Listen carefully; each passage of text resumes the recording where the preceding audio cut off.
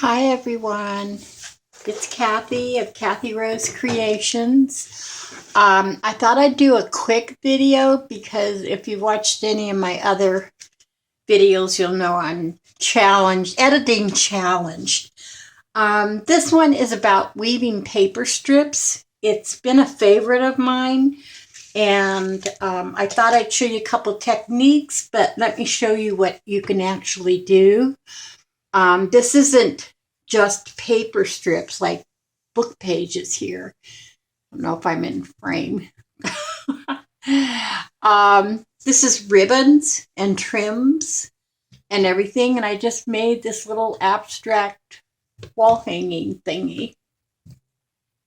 So, and then this is my favorite piece that I've done. She was a pattern that was done on a quilting arts show, and she was supposed to be made in fabric and put on it's called a portrait quilt. Well, they had it on their website that you could download the pattern, and so that's what I did. But instead of making a quilt, I cut the black pieces, which is the parts that they were on the download, and I cut them out of black paper, and I made her I've got a weird shadow. I think that's my cord. Hold on a second.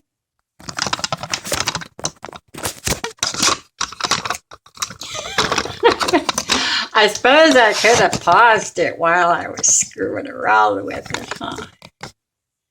But I didn't.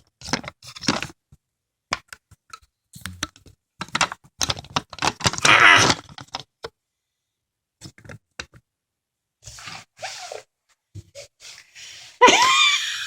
Oh, okay.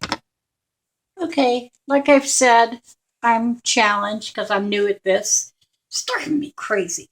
But I'm going to get it. I'm going to get it. I swear I'm going to get it. Anyway, like I was saying, I cut these out of black cardstock, and the background isn't paper, it's ribbons. All different kinds of cream and white ribbons. And then I put some buttons on. There's buttons here. There's buttons along the side, and this is a ribbon that is kind of loose. And I used some book pages for her bangs, and I gave her an earring with some pearls and beads. And then on her lips, the lips were open, so I put some burgundy paper behind it so it looked like she had lipstick. Anyway, I really, really, really like her. And if anybody's interested in doing it, go to Quilting Arts and search for the portrait quilts, and they have a download for the pattern pieces. It was fun, and it was really easy. Oh, and I did it on a canvas. So, anywho, some other things that I have woven. I did this just recently with book pages and pastel paper strips. This one, all the paper strips were cut with zigzag type sister. I think they were actually my pinking shears. And I wove them, and then I slapped a little gesso onto it to kind of take the color down a little bit.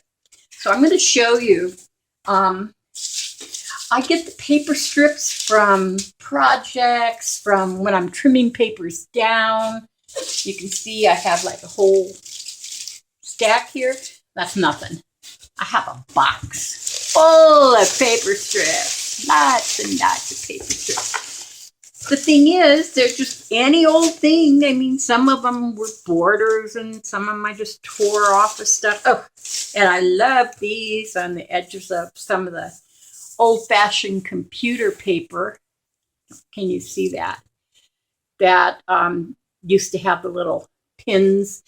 For you young people, you don't even know what I'm talking about, but they had pins, and the paper was like all in one big sheet. When I was working back in ancient times, we were doing a cleanup, and one department threw away big stacks full of that type of computer paper because they were going to use the type. They had gone to laser printers, and they dumped them in a big gondola to throw out in the trash. I dug them all out and took them home with me. I mean, throw away something like that. They're great for drop papers and anything. I've been using them for probably 10 years now. Okay, this is one technique. This is the first technique that I discovered. Or, there's probably 1,000 people out there that do this, but I just discovered it.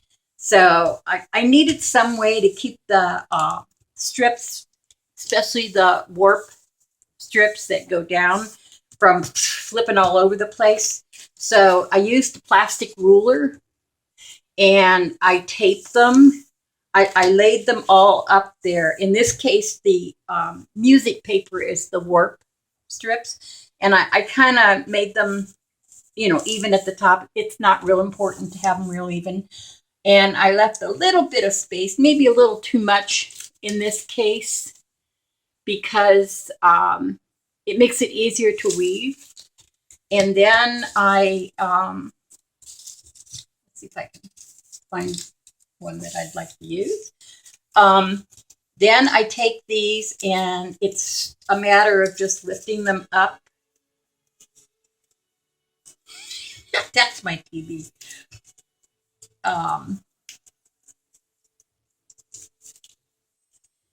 Of lifting them up and weaving them in. Just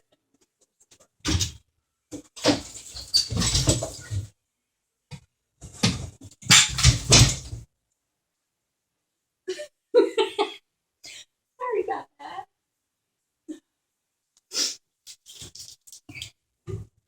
It's just a matter of weaving them in and out, just like you did when you were a little kid. And aren't we all still little kids? I mean, it's so simple. Actually, children could do this. I taught my nieces. Let's see, how old are they? 5 and 6, 4 and 6, something young. We were out there visiting during the summer, and I showed them how to do this, and they wove them and made themselves placemats. And in order to keep the placemat from getting all crudded up the first time they used it, we covered the entire top of it with tape, clear tape. So that worked beautifully. Now in this case, instead of covering the top with clear tape, what I do is after I weave a couple rows, I'll take some Scotch tape and put it on the back just to kind of keep it all together. And the good thing is when you get done, it's kind of like one piece, so you can trim it, and actually you can cut shapes out of it if you want. I have an example. Oh, I know it was somewhere around here. Whoops. This is something I did a million years ago. And this is all ribbon, and I used Wonder Under and put it on some fabric just to give it some body. And it's been floating around in the drawer because I never knew what to do with it. But I'm going to use it on a journal page. So that's one way of weaving strips. Another way is the one I call the hula skirt. And this one is actually, you take paper. It's not quite as interesting because your paper is the same, it doesn't have any rough edges or anything, although you could probably tear it, or if you have a trimmer that has some, freaky little blades on it, or if you want to cut them with your dimensional scissors, your scissors that have little zigzaggy thingies.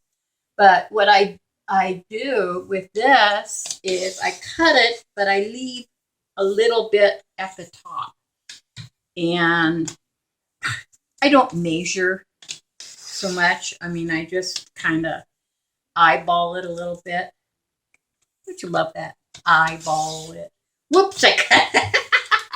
See, I told you I cannot talk and do arts and crafts at the same time. I cut it all the way off. Okay. Well, actually, this one could be a little bit thinner.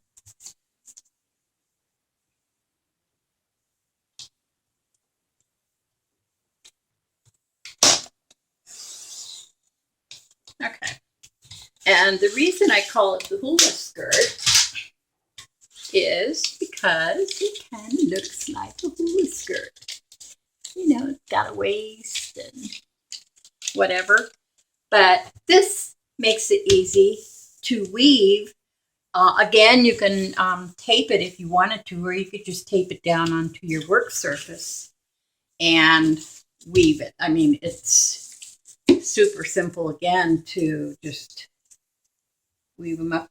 This is, like I said, this is a great project for children because, one thing, it's not real messy. It doesn't involve anything liquid or sticky or colored or something that could stain. And I mean, my nieces, we did it in the living room, you know, and they had a ball. In fact, it was so cute because when I was watching my youngest niece while the other one was in school, and I told her, I asked her, I says, are you ready to eat lunch? And she goes, yeah. And she runs and she says, I have to go get my placemat. And she got her little placemat and she set it down. She was so excited that she actually had that. So anyway, but that's another way of doing it. And these projects, I mean, TV time, you know, it's always nice to not, I can't just sit and watch TV. The only time I sit and actually watch it without doing something else is when there's subtitles and I have to read because I don't speak any other language. This is another example. This was one I did on using the ruler method of taping it.